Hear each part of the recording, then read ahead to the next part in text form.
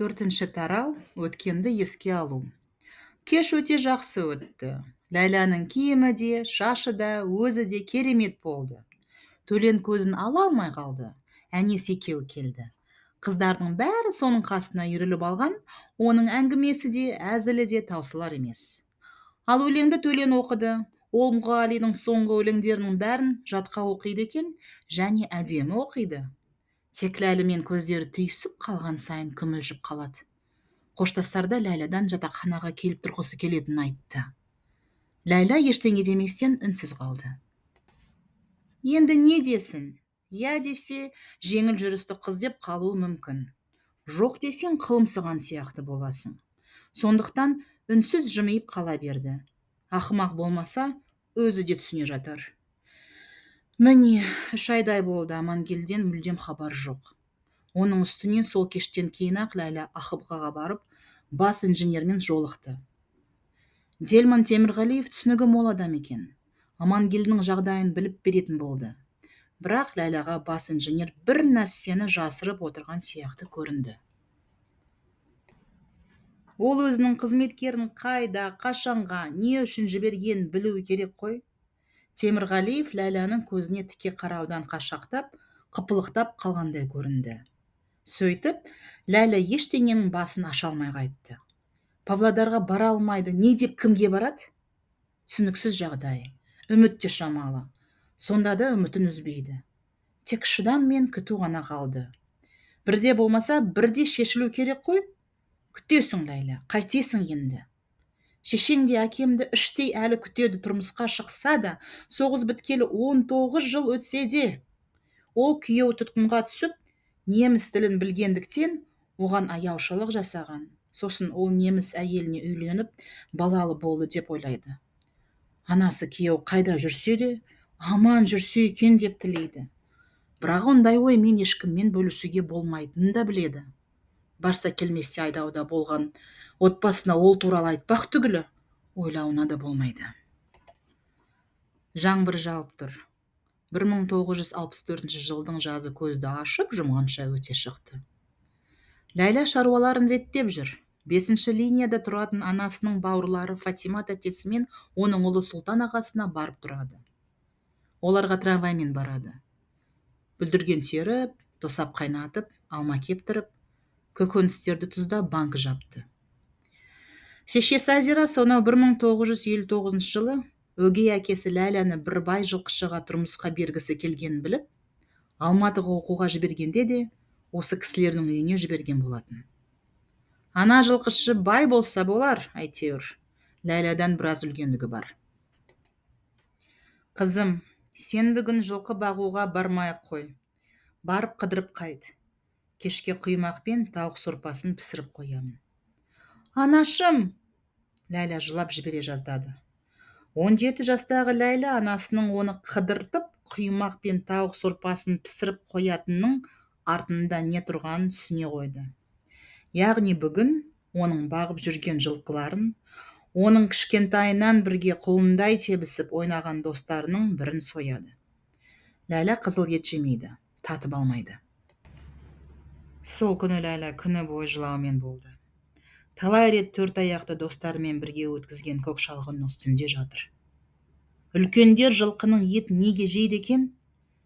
Олар ақылды жануарлар ғой, бәрін түсінеді. Олар да Ләйләні ерекше жақсы көреді. Бүгін сол бар сырын айтып, мұңын шағатын достарының бірі пышақтың астына түседі. Бізде азық жоқ, малда жазық жоқ. Дегеннің де уақыты кетті ғой. Бәрі де бар, нанда, жеміс, көкөніс те жеткілікті. Саңырау құлақ жинап, азық етуге де болады. Ет десе тауық та жетіп жатқан жоқ па? Әбден жылап, көз ісіп кеткен Ләйлә күн бата үйіне қайтты. Достарымен іштей қоштасып, ішінен тынып келеді. Енді біраз уақытқа дейін үйіндегілермен сөйлесе алмайтыны белгілі. Анасы да оны ас үйді жинап, көмектесуге араластырмайды. Үйге кіріп келе жатып, Ләйлә кішкене кастрюльде қайнап жатқан тауық сорпасын көрді. Оның ештеңеге тәбеті жоқ. Ләйлә бөлмесіне кіріп, кереуетіне сұлқ түсті. Денесі ауырлап, басы зыңылдап барады. көзін жұмып жатыр. Ләйла, тұр деймін. Ләйланың басы әкетіп барады, қояр емес. Көзін де аша алмайды. Анасы оята алмай иығынан жұлқылап жатыр. Ақ көйлегінің сыртынан әкесінің қой терісінен тігілген тұлыбын киіп алған. Ләйла деймін, тұршы, тездет, тұр деймін. Анашым, не болды? Ештеңе сұрама, тұр, тыңда мені.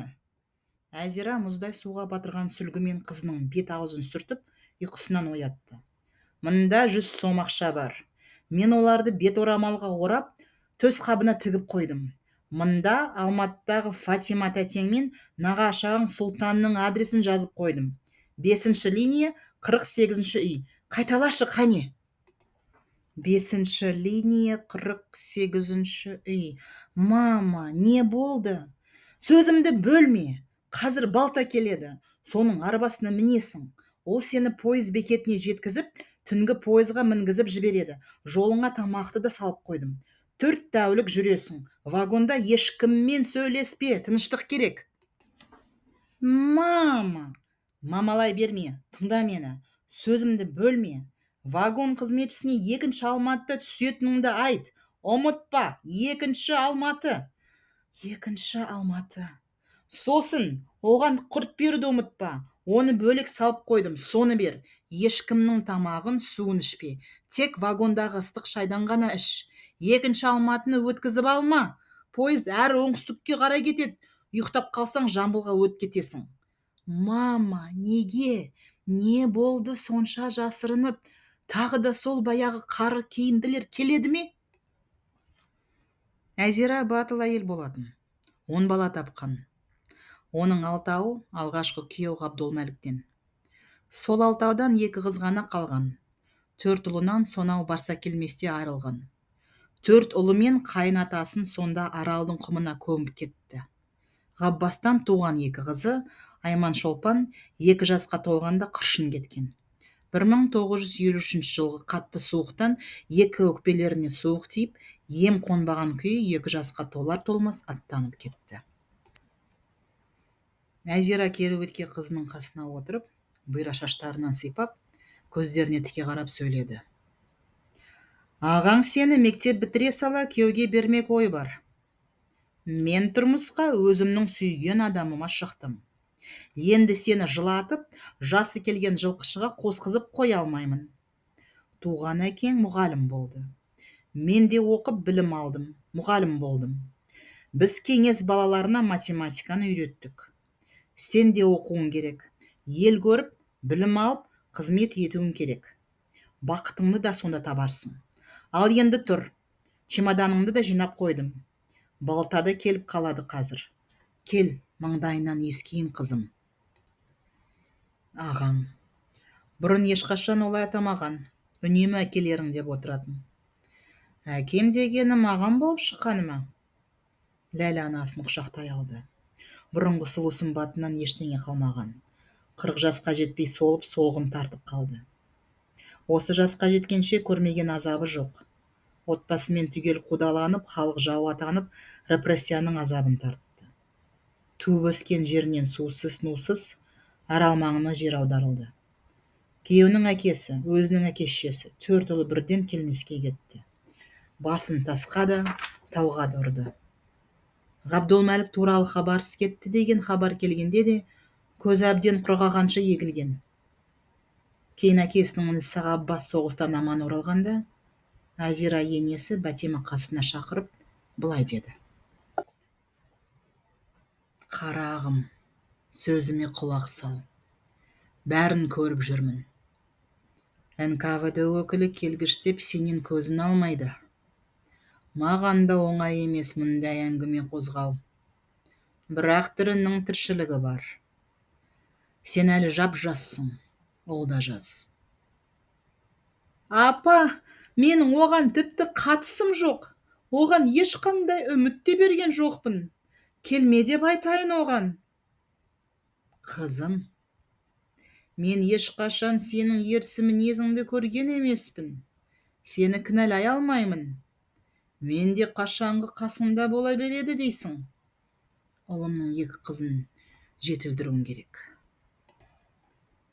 Апа, қазақтың әмеңгерлігімен сенің осы баланың етегінен ұстағаныңды қалаймын. Қыздарыңа да бөтен емес, әкелерінің бауыры. Жегенің аузыңда, жемегенің артыңда болады. Апа, мен күйеуімді күтемін, хабарсыз кетті деген қара қағаз емес қой. Қызым, сен өзіңді емес қыздарыңды ойла. Ұлымнан қалған 2 тұлымшағым ғой. 1947 жылда келді. Үйде түске бастар тамақта отын да жоқ. Балалар жетіліп келеді. Ғаббас шаруаның адамы. Онымен бірге болсаң, жоқшылық дегенді ұмытасың. Ол да қашанғы жүрсін саған қарап. Бір күн болмаса, бір күн бір әйелдің қақпанына түседі. Міне, енді 1959 жылы Ләйләға да анасының сөзін тыңдап, соның дегенін істеуге тура келді. Тек бұл жолы Әзира Ләйләні Ғаббастың қақпанынан құтқарғалы отыр. Әзира мен Ләйлә үнсіз отыр. Солай біраз отырды. Біреу Ләйләның терезесін ұрды. Жаратқан ием өзіңді қолдап жүрсін. Аман бол, қызым, өзіңе абай бол. Өзіңіз де аман болыңыз, мама.